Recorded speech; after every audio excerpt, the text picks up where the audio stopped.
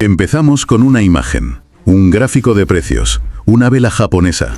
Es como la foto final de una batalla, ¿no?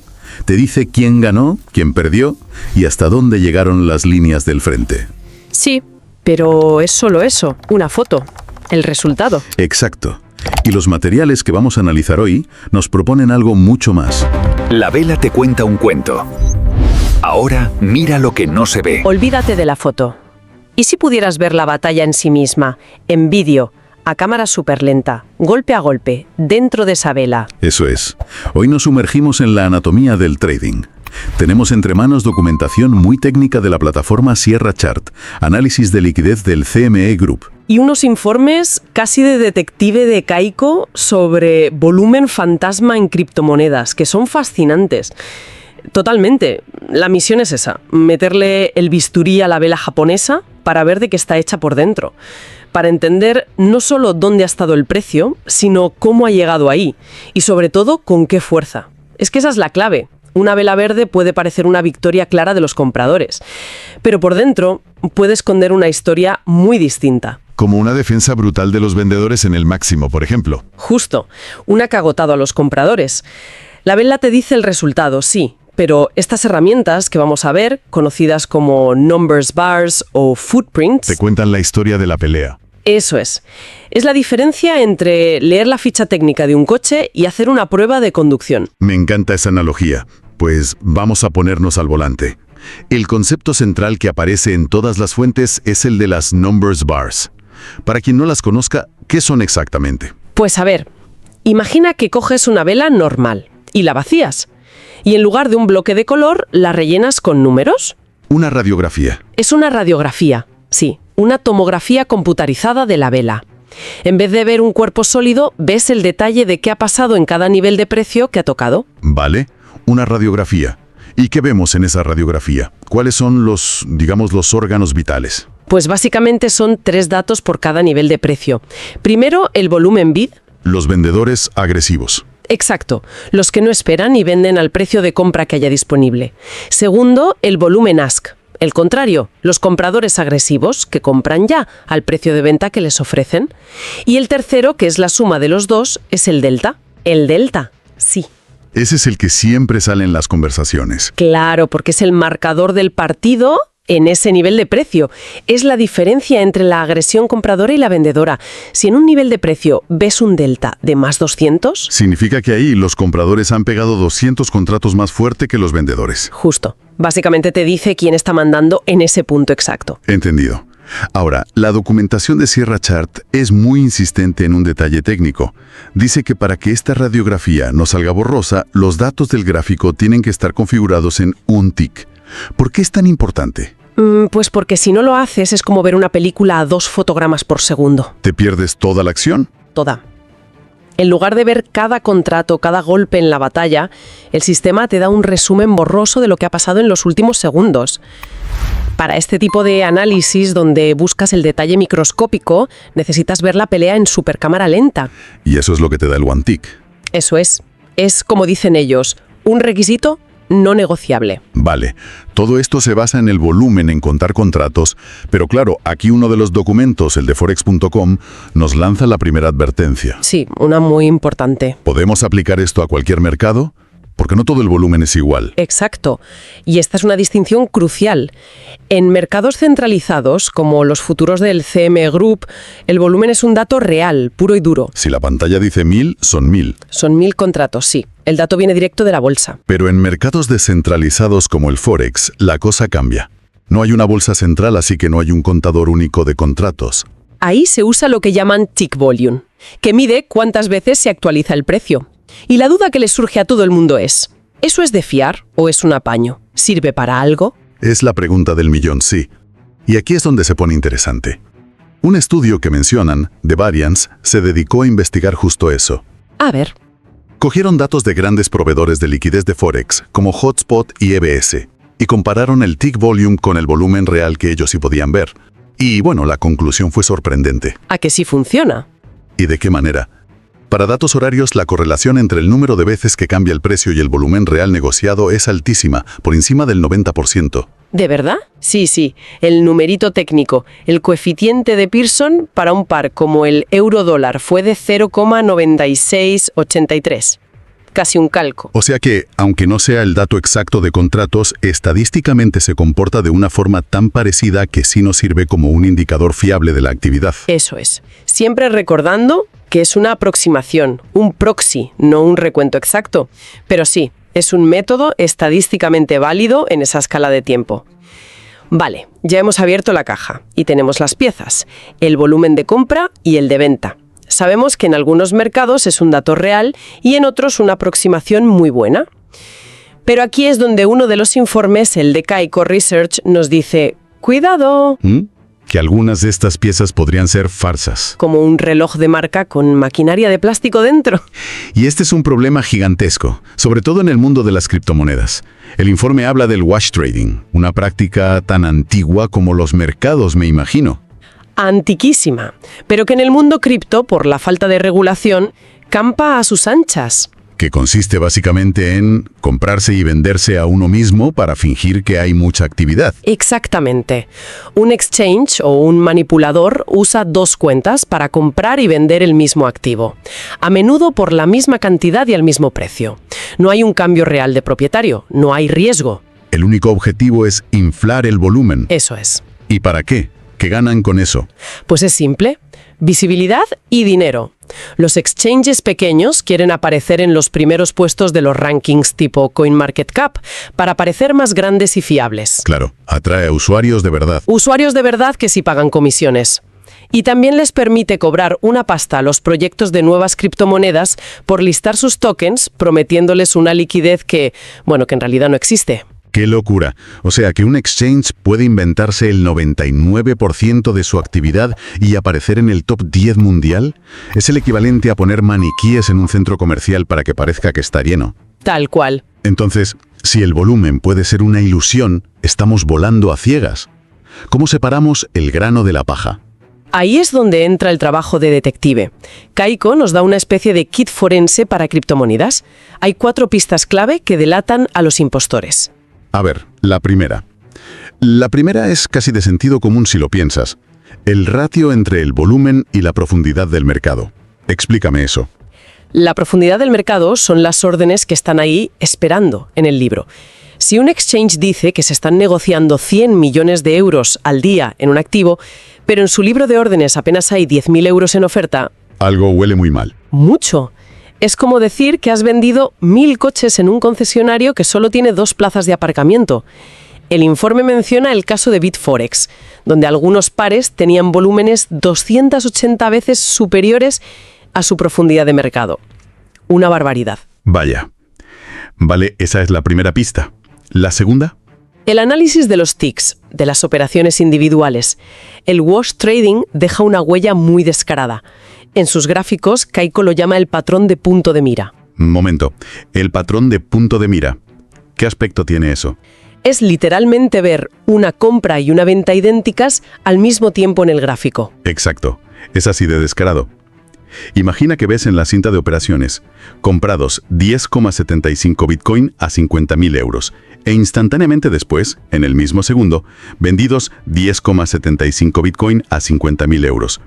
Si ves que ese patrón se repite una y otra vez. Como un metrónomo. Eso no es un mercado, es un teatro. Clarísimo. La tercera pista son los patrones de volumen. Sí. El volumen real, el humano, es irregular. Tiene picos durante las noticias importantes, valles por la noche.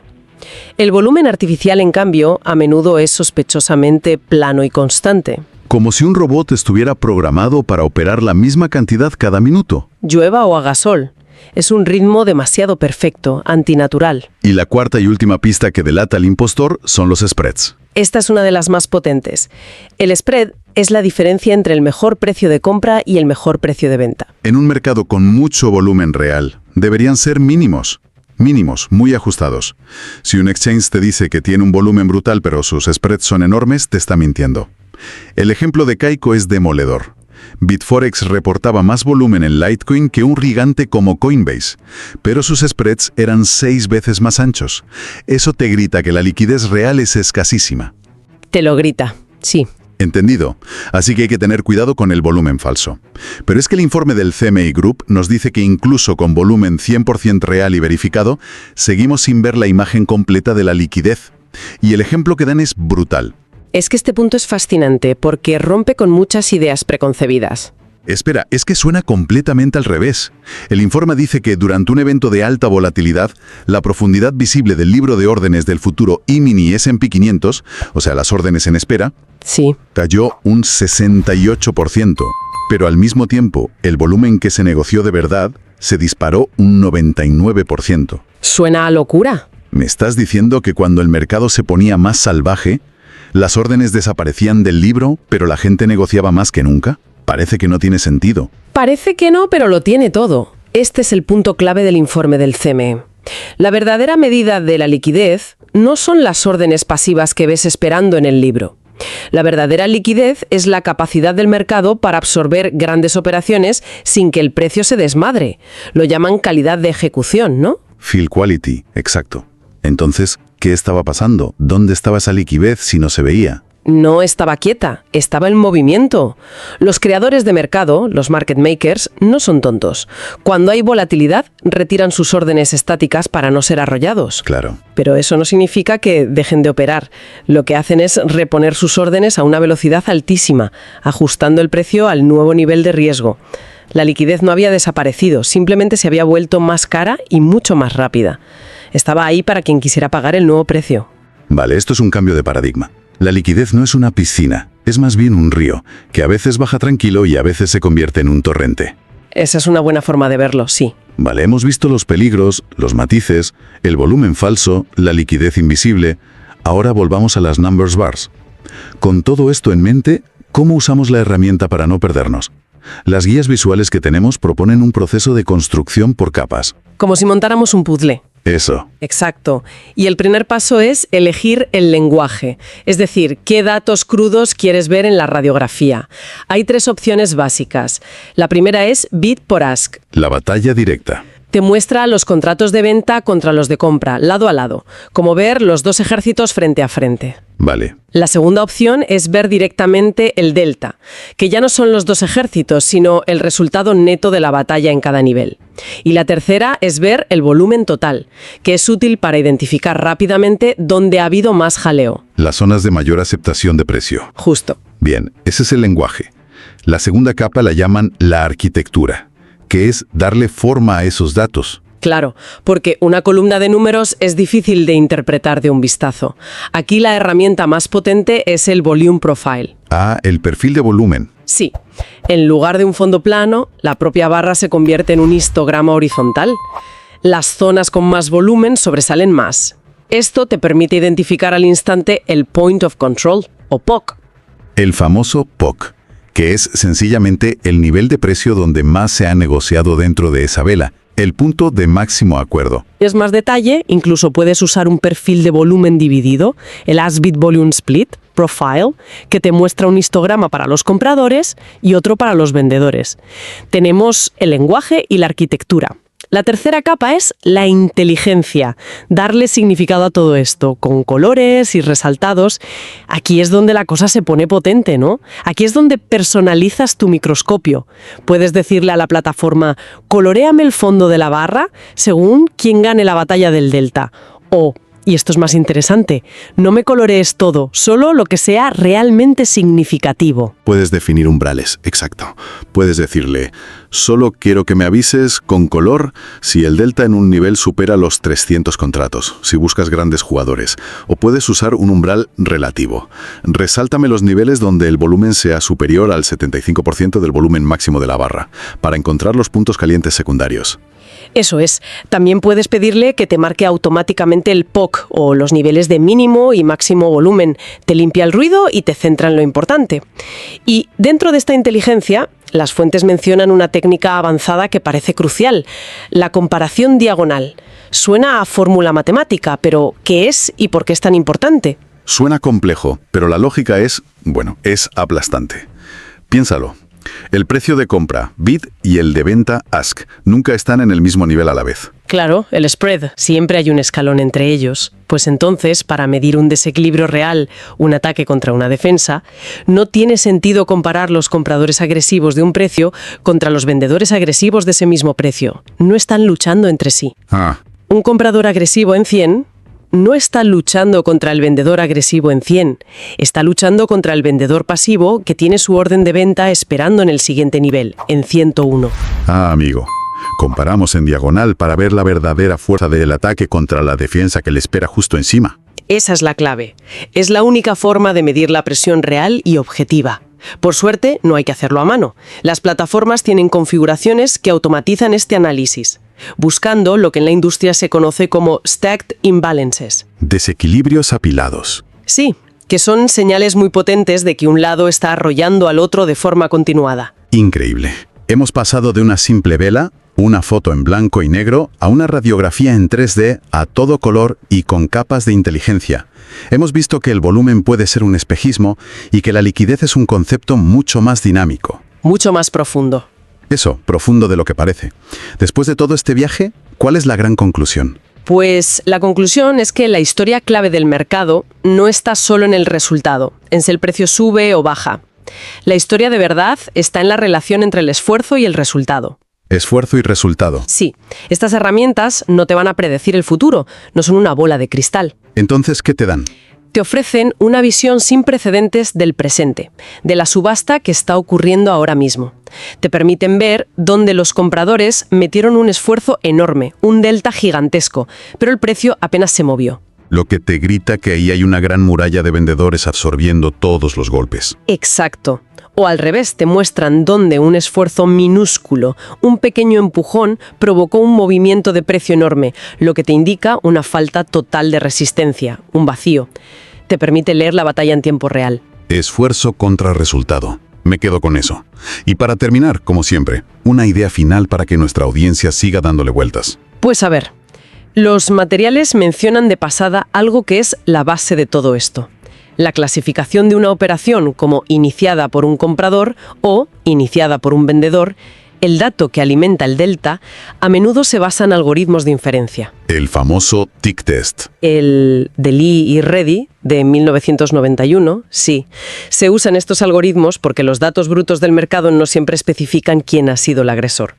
Sabiendo esto y que hasta un 30% de las operaciones en una bolsa como la de Nueva York pueden ocurrir dentro del spread, donde la clasificación es todavía más ambigua. La pregunta es, ¿qué matices de la batalla entre compradores y vendedores podrían estarse perdiendo incluso a los análisis de volumen más avanzados del mundo si su dato más fundamental, si una operación fue una compra o una venta agresiva, es, en el fondo, una deducción increíblemente bien informada, pero no una certeza absoluta?